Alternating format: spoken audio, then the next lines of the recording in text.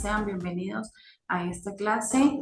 Eh, ¿Quién les habla? Su facilitadora, Estefanía Vivas, quien pues estará hoy acompañándoles, explicándoles sobre este tema que es muy importante para los psicopedagogos, ya que pues la psicopatología es lo que más logramos evidenciar y se va a poder trabajar a nivel educativo, ¿sí? Entendiendo que, bueno, psicopatología es la disciplina que analiza las motivaciones y las particularidades de las enfermedades de carácter mental. Esto pues permite describir y sistematizar los cambios que se producen en el comportamiento de los seres humanos. Esto todo pues va relacionado con lo que es conocido los trastornos psicológicos, ¿sí? Es decir, que todo esto se centra en el estudio científico, ¿sí? En lo que tiene que ver con la conducta anormal. Pues habla lo que es la descripción de la parte clínica, la clasificación, lo que es el diagnóstico, cómo los factores de las causas de estos trastornos pueden ocasionar algunas dificultades en cuanto también a las teorías y los modelos etiológicos. Antes de nosotros poder conocer lo que es la anormalidad, debemos conocer también lo que son los criterios sobre la noción de la normalidad psíquica, que pues entendemos que hay dos tipos, ¿sí? Que pueden ser generales o específicos. Sin embargo, pues para poder determinar esta relatividad en cuanto a lo que es la conducta o comportamiento en la psicopatología, se vale de una serie de criterios, que estos pues tienen que ser evaluativos, ¿sí? Hay dos series de criterios que, pues bueno, nosotros los manejamos, eh, como le dije, de forma general o específica. Sin embargo, pues bueno, hay que tomar en cuenta cuál de estas dos son más válidas pues para el momento de nosotros realizar un trabajo de intervención. Hay que saber que debe existir una serie de condiciones que se deben manejar pues, para poder llevar a cabo el plan de intervención. Pues primero hay que conocer que los signos sean fácilmente observables por aquellas personas promedio, es decir, aquellas personas donde usted pueda detectar lo que es la anormalidad a través de la conducta. Y pues estos son los familiares o muchas veces el mismo paciente que se da cuenta de esas conductas que está presentando. También que la continuidad de la conducta, ya sea normal o anormal, requiera de algunos criterios que sean aplicables a todos los grados de funcionamiento perturbado. Y que los criterios deben ser no culturales, ¿ok? Ya que las características esenciales de esa conducta son iguales en todas las conductas. Entonces, si nosotros nos vamos a referir a lo que es la parte de que si, por ejemplo, todas las personas se comportan en un estado de tal manera, nosotros pues vamos a juzgar o a criticar porque, por ejemplo, aquí en el Táchira no lo hacemos de esta manera. Entonces, vamos a ver eso como algo anormal y entonces hay que entender qué es esto, qué es la normalidad en el desarrollo evolutivo del niño, ¿sí? Existen, pues como les expliqué, los criterios generales y los criterios específicos. Los criterios generales pues son muy amplios, por lo tanto son menos útiles, son menos utilizados porque pues bueno, hay personas que manifiestan síntomas y son normales y pues hay personas que manifiestan, son normales y pueden manifestar algunos síntomas, ¿sí? Entonces, en la psicopatología es considerado normal su forma de expresión y puede ser también normal. A ver, lo vemos desde ese punto de vista. Nosotros podemos llegar a un lugar, podemos observar diferentes conductas. Resulta que María se comporta diferente a Juan. Y muchas veces pues vemos que la conducta de María está alterada a como la es de Juan, ¿sí? O sea, vemos algo de forma muy general, pero no conocemos de forma específica qué es lo que puede estarle ocasionando a María ese comportamiento. Puede ser que sea una persona totalmente normal y esté presentando algunas conductas que para nosotros a través de la observación pueden ser anormales, pero ya es totalmente normal y puede que también esté presentando conductas anormales siendo ella totalmente normal. ¿Okay? En los criterios específicos, pues se permite determinar de forma más individual los síntomas anormales. ¿Por qué? Porque, bueno, en el específico nosotros lo hacemos de forma individualizada y se da a través de datos experimentales o clínicos, donde utilizamos la entrevista, ¿sí? La observación más minuciosa. Y aquí pues se puede evaluar lo que es la atención, la percepción, el razonamiento, el aprendizaje, el lenguaje, cómo se comunica la persona, cómo puede estar relacionado afectivamente, cómo está el control de sus emociones y también la forma en cómo puede cumplirse esas normas sociales y culturales. Bueno, entendiendo lo que es la normalidad, ¿sí? O conociendo estos criterios de normalidad, pues ahora vamos a pasar a aquellos trastornos del neurodesarrollo que son los que nosotros pues vamos a presenciar durante ese proceso evaluativo, que es lo que más se ve en las instituciones educativas, que es lo que más vemos que está presente desde el inicio de las primeras edades tempranas en la infancia. ¿Cómo lo son los trastornos del neurodesarrollo? ¿Ok? Según el DSM-5, que es un manual que utilizamos los psicólogos y psiquiatras para conocer las sintomatologías y poder hacer la clasificación correcta de los diagnósticos para aquellos niños que presentan algunas dificultades, pues nosotros utilizamos este manual y según este manual, los trastornos del neurodesarrollo son un grupo de afecciones con inicio en el periodo de desarrollo.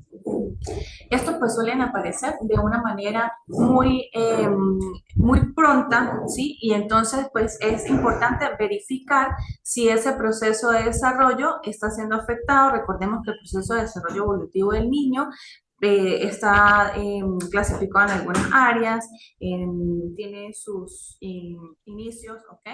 Y pues bueno, entonces a veces puede aparecer de manera precoz estos trastornos del neurodesarrollo y pues generalmente, antes de que el niño comience la escuela, muy pocas veces se puede evidenciar que está presentando algún trastorno.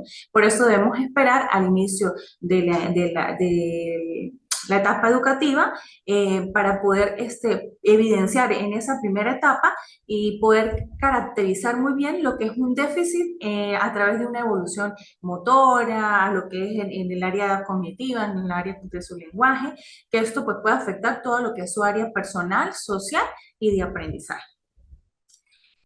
Bueno, las causas de los trastornos del neurodesarrollo son infinitas, ¿sí? Recordemos que el cuidado materno es sumamente importante para que se pueda dar un desarrollo evolutivo de una manera normal. Entonces, muchas veces las madres, pues bueno, pueden presentar dificultades durante ese proceso de embarazo que puede generar estas dificultades o aparecer algunos otros trastornos del neurodesarrollo durante el desarrollo de la infancia del niño, niña y adolescente. Eh, las causas pueden ser a nivel de origen congénito, biológico, ¿sí? Genético, por ya sea deficiencias nutricionales también de la madre durante el embarazo o deficiencias nutricionales del niño o la niña. Eh, pues bueno, porque la madre puede estar expuesta a nivel ambiental a químicos o algunas sustancias que pueden ocasionarle al feto una malformación. El consumo de sustancias como las drogas o el alcohol también pues, puede ocasionar algunas alteraciones a nivel del desarrollo del niño. Luego del parto, ¿sí? O durante el parto, algún traumatismo craneoencefálico, dificultades de respiración, eh, algunas infecciones, sean por la madre o luego de que el bebé haya nacido. Todo eso pues, puede causar que puedan aparecer algunos de los trastornos del neurodesarrollo. Hola, ¿cómo estás, Mayra? Buenos días. ¿Me escuchas? Buenos días, profe, ¿bien y usted? Ok. Bueno, Mayra, ya he adelantado un poco lo que es la clase, ¿sí? Nosotros pues estamos conversando hoy lo que es el tema de psicopatología que pues está relacionado con los trastornos del neurodesarrollo, ¿sí? Bueno, acabas de llegar en el momento preciso para que puedas, pues, escuchar lo que son aquellos trastornos que están presentes en la infancia y adolescencia, que son importantes que nosotros como psicopedagogos los identifiquemos para saber cómo vamos a trabajar en ese proceso de adaptación curricular en los niños, ¿ok? Lo del inicio, pues bueno, se explicaba que la psicopatología pues está relacionada con lo que son los trastornos del neurodesarrollo y que pues bueno, hay que conocer lo que es la anormalidad y lo que es la normalidad, ¿ok? Entonces, pues bueno, entre los trastornos del neurodesarrollo encontramos lo que es la discapacidad intelectual, los trastornos de la comunicación, trastornos del espectro autista, trastornos por déficit de atención con hiperactividad, los trastornos específicos del aprendizaje y los trastornos motores, ¿ok? Existen otra cantidad de trastornos de neurodesarrollo, pero específicamente pues nosotros los psicopedagogos manejamos más esto, ¿ok? El trastorno del neurodesarrollo de la discapacidad intelectual, antes llamado retardo mental, es un término que se usa cuando una persona tiene ciertas limitaciones en su funcionamiento mental y en destrezas tales como aquellas que son la comunicación, el juego personal y las destrezas sociales. Estas limitaciones pues causan que el niño aprenda y se desarrolle más lentamente que un niño típico. Los niños con discapacidad intelectual pueden tomar más tiempo para aprender a hablar, para caminar y aprender algunas destrezas pues, para lo que es el cuidado personal, ¿sí? Tales como pues, vestirse y comer. En esta discapacidad intelectual encontramos que está clasificada según el nivel pues, que presente el grado de esta sintomatología, ¿sí? Encontramos la leve, la moderada, la grave y la profunda. El retraso global del desarrollo, que es también una de los rasgos característicos de la discapacidad intelectual, se clasifica según la edad del niño. El retraso global de desarrollo se diagnostica más que todo antes de los 5 años, debido a que, pues bueno, el niño hasta que no inicia su etapa escolar, no podemos evidenciar si está presentando una discapacidad intelectual y en qué nivel o en qué escala, de acuerdo a cómo el niño pues, pueda adaptarse o pueda desarrollar esas áreas de evolución, ¿sí? Durante ese proceso de adaptación. Y también está la discapacidad intelectual no especificada. Seguidamente tenemos lo que es el trastorno de la comunicación. El trastorno de la comunicación puede darse por problemas de expresión, de pronunciación, de fluidez e incluso de lo que es la recepción o uso del lenguaje. Dentro del trastorno de la comunicación encontramos las siguientes clasificaciones. Está el trastorno del lenguaje, está el trastorno fonológico, el trastorno de la fluidez de inicio en la infancia, el trastorno de la comunicación social y trastorno de la comunicación no especificado.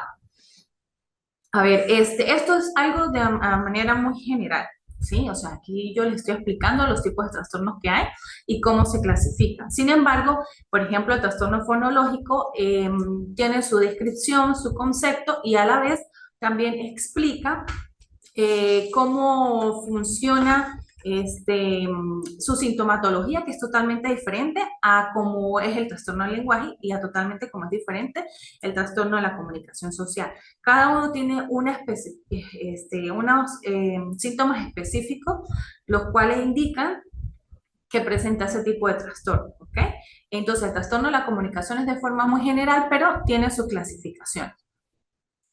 Encontramos también el trastorno del espectro autista, antes llamado trastornos generalizados del desarrollo, que incluía lo que era el trastorno RED, el trastorno desintegrativo infantil, el trastorno del autismo, trastorno del Asperger y el trastorno generalizado del desarrollo no especificado. ¿Okay? Ahora se le llama trastorno del espectro autista. Todo eso va incluido en lo que son estos grados del trastorno del espectro autista. Esto pues es una afección relacionada con el desarrollo del cerebro que afecta la manera en que la persona percibe y socializa con otras personas, lo que puede causar problemas en lo que es la interacción social y en la comunicación.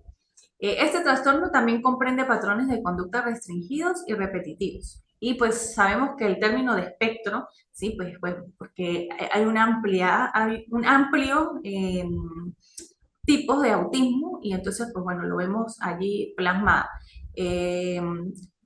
Como lo dice aquí, son diversos síntomas y diversos grados que pues encontramos en lo que es el trastorno como tal. Ahora pues se clasifica en lo que es grado 1 o nivel 1, grado 2, grado 3. ¿Ok? Recordando también que cada uno de estos trastornos no se presentan de forma individual, sino que muchas veces podemos confundir lo que es el trastorno del espectro autista, ya sea nivel 1, con un trastorno de discapacidad intelectual o muchas veces con un trastorno eh, del TDAH, ¿sí? Trastorno de déficit de atención con hiperactividad. Entonces, es importante resaltar en este punto que las personas encargadas de poder dar el diagnóstico de estos trastornos, pues es el psicólogo quien aplica las pruebas adecuadas para dar la clasificación correcta, ¿ok? El trastorno por déficit de atención con hiperactividad, pues este es un trastorno del desarrollo asociado con un patrón continuo de falta de atención, de hiperactividad o impulsividad. Los síntomas pueden afectar las actividades y las relaciones diarias. Este trastorno comienza en la niñez y puede continuar hasta la adolescencia, incluso hasta la edad adulta.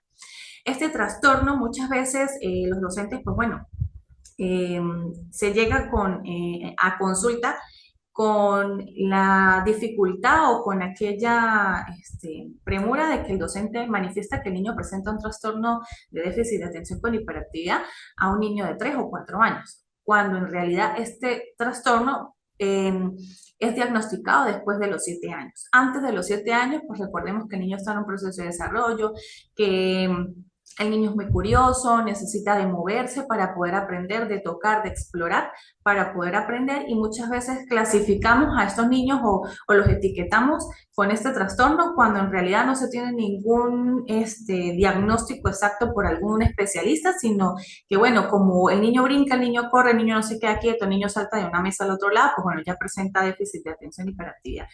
Y pues bueno, eso es algo bastante delicado y por eso pues les estoy explicando cómo es ese proceso para que ustedes también puedan dar la orientación correcta a los padres y a los docentes que muchas veces pues bueno, ese contacto se tiene directo con el psicopedagogo, ¿sí? Dentro de este trastorno se encuentra una presentación combinada. No siempre es trastorno de déficit de atención con hiperactividad las dos o las tres, ¿sí? Porque hay una predominante. Hay muchas veces que el niño puede presentar déficit de atención, solamente déficit de atención y no presenta hiperactividad. O como hay otros niños que pueden presentar hiperactividad, impulsividad y no presentan déficit de atención. O como también pueden presentar las dos. ¿Ok? Y pues está en lo que es en grados leves, moderados o graves. También están otros trastornos de déficit de atención con hiperactividad especificado y los trastornos por déficit de atención con hiperactividad no especificado. Seguidamente, pues tenemos los trastornos específicos del aprendizaje, que son los más utilizados por el psicopedagogo, si es el que más trabaja a nivel cognitivo. Este se define como una dificultad inesperada, específica y persistente para la adquisición de un aprendizaje pese a una instrucción convencional, nivel de inteligencia y oportunidades socioculturales adecuadas. Aquí pues bueno, voy a hacer un paréntesis a explicar algo muy importante. Para poder nosotros diagnosticar si hay un trastorno específico del aprendizaje, es importante primero descartar si el infante o el adolescente no presenta una discapacidad intelectual, porque intenta confundirse. Muchas veces manifestamos que el infante presenta un trastorno específico del aprendizaje, ¿sí? De manera general, ¿ok? Presenta tanto lectura, expresión escrita y matemáticas, y no se le ha hecho una evaluación en cuanto a lo que es medir su nivel de inteligencia, ¿sí? O saber la capacidad que presenta el infante en cuanto a lo que es su nivel cognitivo, y de una vez clasificamos que presenta un trastorno del aprendizaje.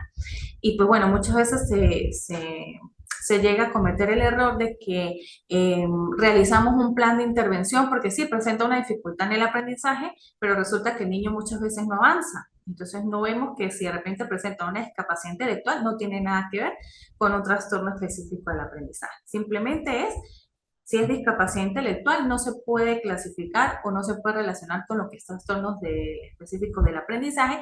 Y si el niño o el adolescente presenta una capacidad intelectual promedio normal, vamos a relacionarlo entonces sí con algún trastorno específico del aprendizaje.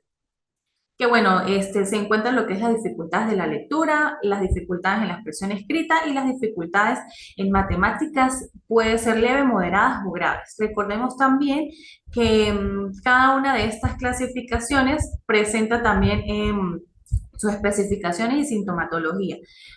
Muchas veces la disgrafia, por ejemplo, en el caso de lo que es la expresión escrita, hay disgrafia que es adquirida, hay otra que es evolutiva y hay otra que es a nivel ambiental. Sí, esto pues hay que tenerlo muy claro porque muchas veces sí puede presentar el niño una expresión escrita, una dificultad en la expresión escrita evolutiva, sí, por alguna dificultad a nivel neurológica, a nivel motora. Entonces, es importante clasificar esa expresión escrita donde corresponde para que, por ejemplo, en este caso el psicopedagogo sepa qué es lo que va a trabajar, a qué es lo que se va a dedicar en ese momento y no estar probando con qué tipo de actividades pues vamos a poder estimular lo que está presentando el niño o el adolescente.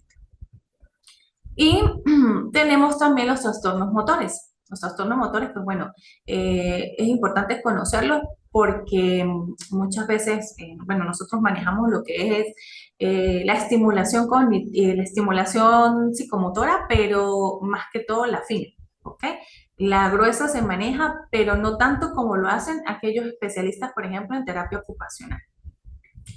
Los trastornos motores son padecimientos neurológicos complejos que provocan movimientos involuntarios o anormales y pues afectan la capacidad de controlar el movimiento. La mayoría de los trastornos motores no tienen cura, pero podemos tratar los síntomas para mejorar su calidad de vida. Entre ellos se encuentran lo que es el desarrollo de la coordinación, los trastornos de movimiento estereotipados, los trastornos TICs, en los que encontramos trastorno de Tourette, el trastorno de tics motores o vocales persistentes, o trastornos de tics transitorios y otros trastornos de tics especificados y los no especificados. Eh, Seguidamente, pues bueno, vamos a hablar de lo que es la entrevista, que bueno, esto se ha venido repitiendo muchas veces, porque bueno, para nosotros poder saber si el infante o adolescente que viene a la consulta o que viene en busca de ayuda de nosotros los psicopedagogos, pues en realidad muchas veces está siendo claro, está pues expresando lo que corresponde y pues bueno, la entrevista o la historia clínica es algo fundamental en donde pues vamos a obtener aquellos datos significativos y aclaratorios que nos van a llevar a nosotros a poder recabar toda esa información para poder hacer el tratamiento que es correspondiente. ¿Sí? En este caso, pues bueno, las adaptaciones curriculares o las actividades que pues sean necesarias nosotros aplicar para la estimulación.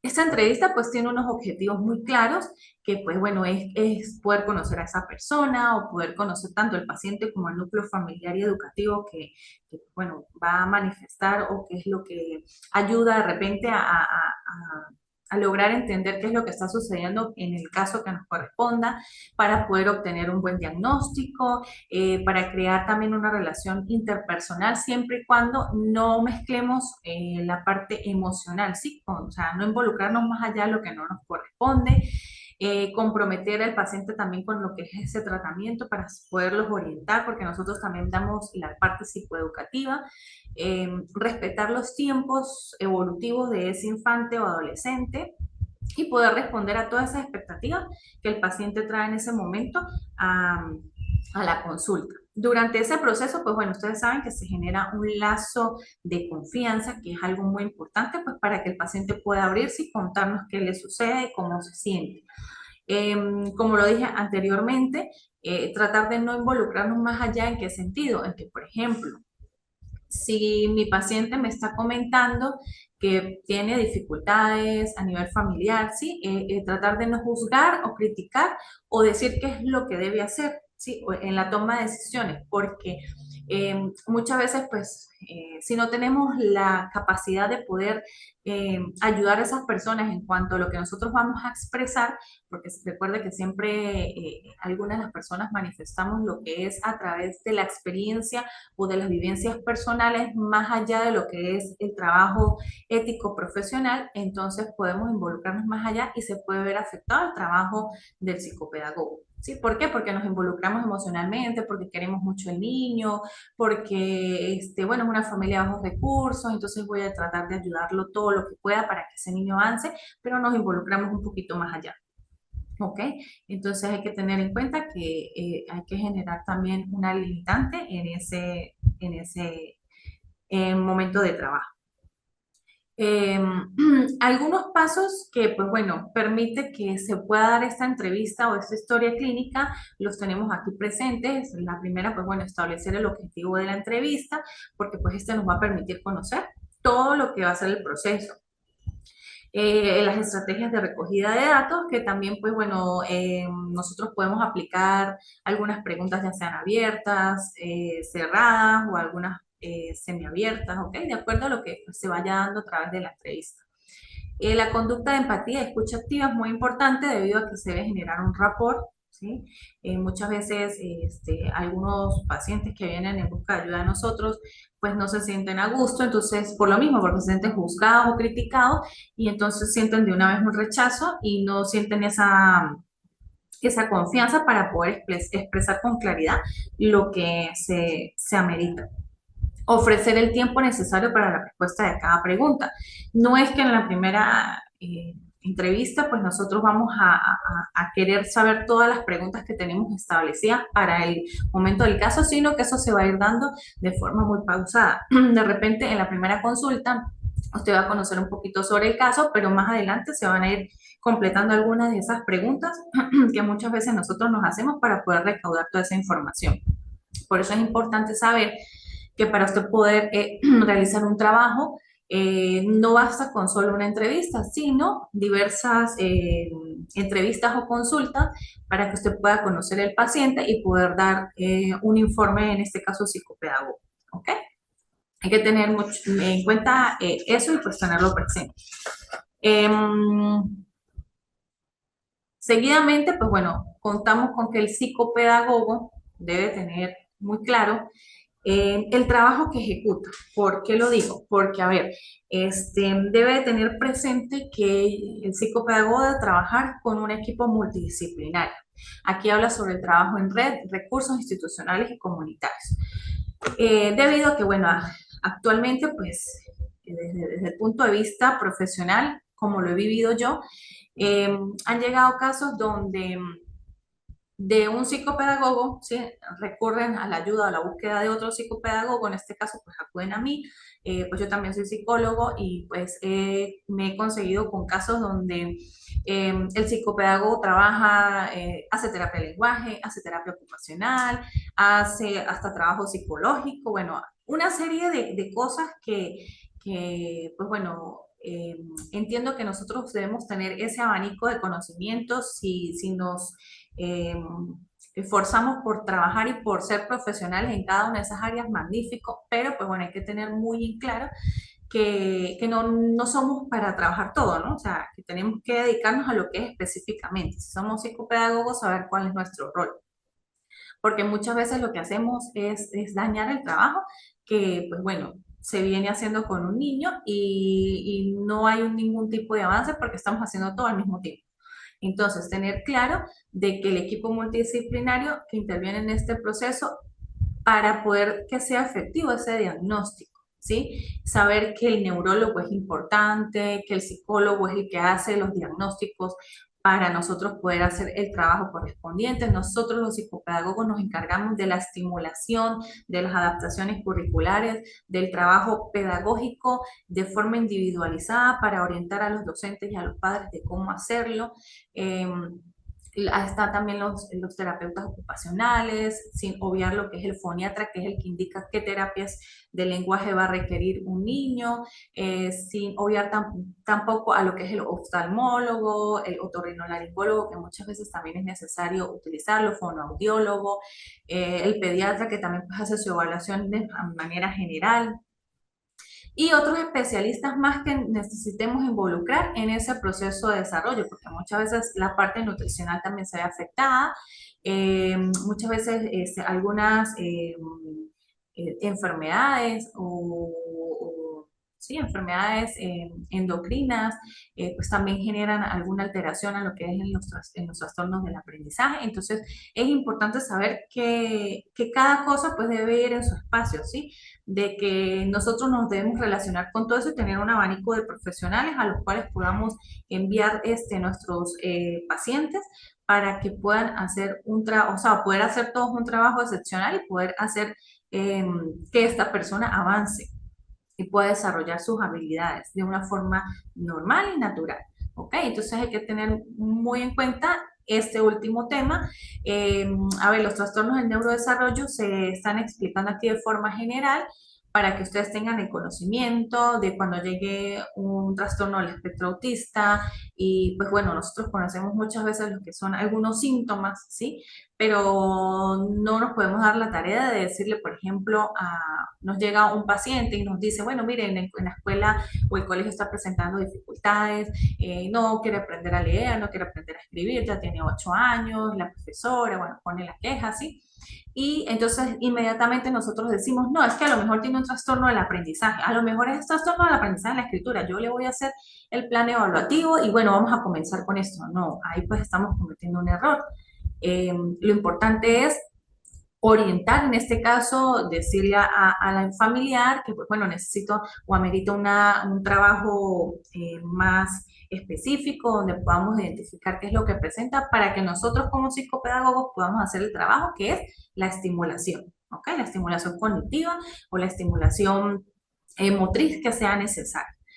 Eh, el trabajo que, pues bueno, ustedes van a realizar en lo que viene en la actividad número 3, ¿sí? Que tiene que ver con los trastornos del neurodesarrollo.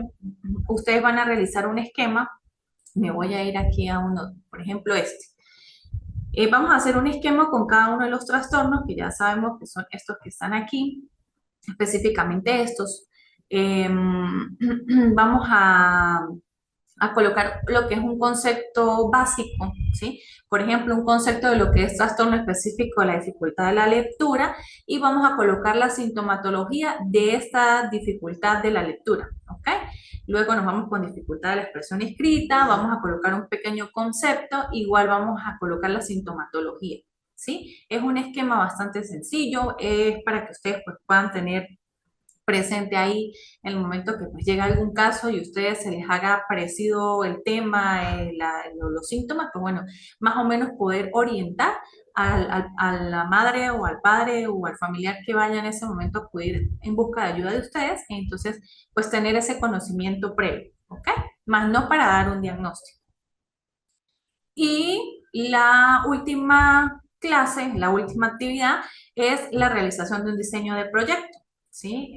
Aquí pues está lo que es el formato, ¿sí? El diseño del proyecto, la fecha, modelo pedagógico, objetivo, tiempo estimado, facilitador, en este caso serán ustedes que son los que van a facilitar el diseño del proyecto, van a colocar una teoría corta de del modelo pedagógico que ustedes escojan, y van a explicar el porqué de ese modelo pedagógico y agregar la referencia bibliográfica.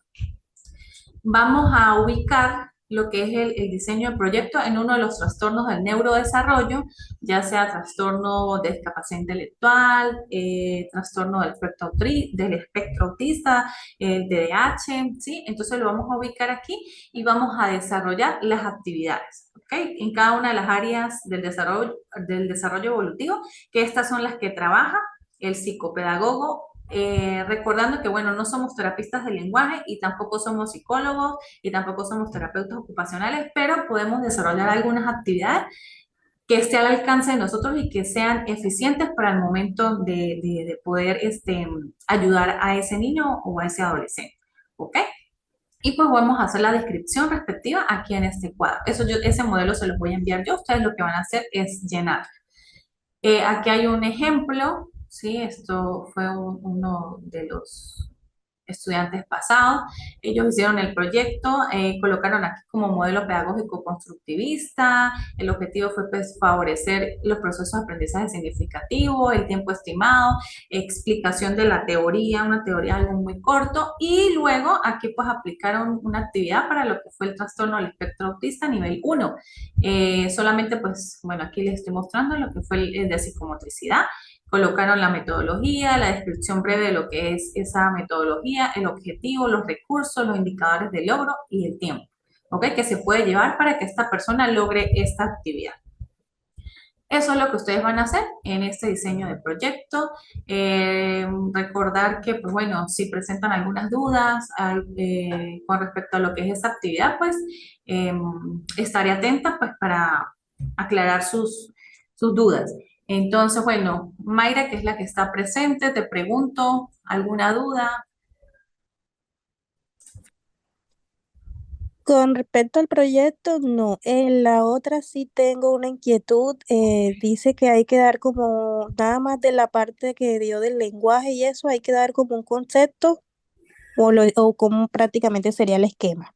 Sí, exacto, pero de todos los trastornos, ¿no? O sea, empezando Ah, desde la discapacidad intelectual, vamos a dar un pequeño concepto sobre lo que es la discapacidad intelectual y la discapacidad intelectual leve, cuáles son los síntomas. La discapacidad intelectual moderada, cuáles son los síntomas. La discapacidad intelectual grave, cuáles son los síntomas. La discapacidad intelectual profunda, cuáles son los síntomas.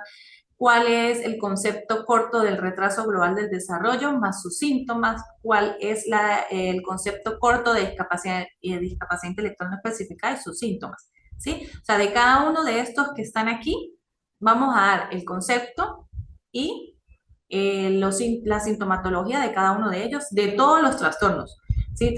De estos que están aquí presentes, de lo que es el trastorno del espectro autista también, de los 3 grados, de déficit de atención con hiperactividad también en los que están aquí presentes, ¿ok? Un concepto bastante corto y la sintomatología de cada uno de ellos.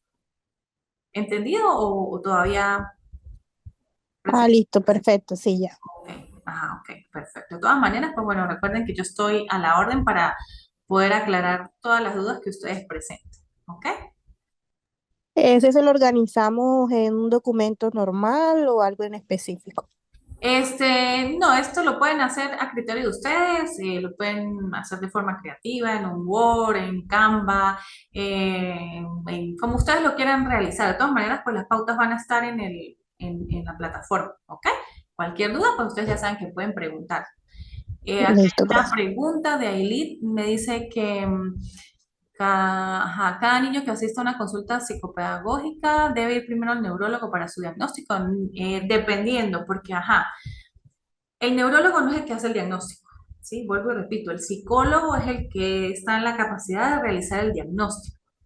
Neurólogo lo utilizamos cuando la persona está presentando una alteración a nivel neurológico, por ejemplo, que puede estar presentando convulsiones, si presenta una discapacidad intelectual, pues para saber qué es lo que está, cuál es la afectación a nivel neurológica, pero quien determina primero si amerita o no neurólogo es el psicólogo, ¿sí? El psicólogo es el que hace todo este tipo de evaluación, ¿ok?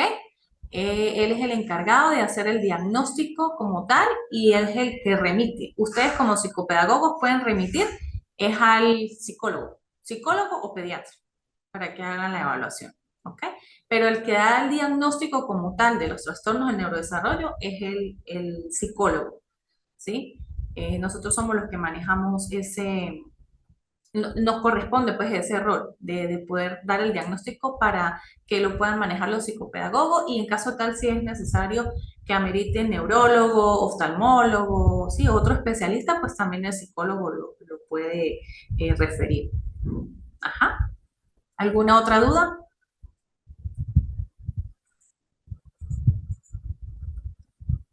Es decir, ajá, que el psicólogo diagnostica un TDAH, autismo, por sí. Nosotros hacemos el diagnóstico de todos esos trastornos del neurodesarrollo. Si presenta un trastorno afectivo, si presenta un trastorno motor, si presenta un trastorno de la comunicación, todo eso lo hace el psicólogo. Él es el que hace el diagnóstico y nosotros hacemos la referencia hacia el psicopedagogo. Ustedes como psicopedagogos, o nosotros, bueno, yo también me incluyo, lo que hacemos es ver las pautas que indica el psicólogo, ver el diagnóstico y en base a eso nosotros vamos a hacer el plan de adaptación curricular o el plan de intervención pues, que nosotros vayamos a aplicar hacia lo que es la estimulación, por ejemplo, si presenta autismo nivel 1 pero el niño presenta dificultades también en lo que es el trastorno o presenta una dificultad a nivel de escritura, ¿sí? El trastorno del aprendizaje sin saber si lo presente, ¿no? Porque muchas veces no presentan trastornos del aprendizaje. Entonces, por eso es que es importante que el psicólogo lo evalúe, que lo evalúe y haga el diagnóstico y ustedes saber, va a ser mucho más fácil nosotros poder tener ya ese diagnóstico para poder aplicar lo que es hacer el plan de intervención. He tenido experiencia donde he enviado directamente al neurólogo. Ok. Sí, porque ¿qué sucede? A ver, el neurólogo puede decir, no, sí, presenta autismo, porque así llega a veces, ¿no? Autismo completo, lo ponen así, presenta TEA. Ajá, pero TEA nivel uno, nivel 2, nivel 3, si puede estar presentando síntomas relacionados a lo que es el trastorno del Asperger, sí, porque a veces se confunde lo que es el nivel uno con el trastorno del Asperger, que pues actualmente no se le puede llamar así, pero es necesario pues conocerlo para que ustedes también entiendan que se diferencia el nivel uno al trastorno del Asperger, es totalmente diferente, ¿sí?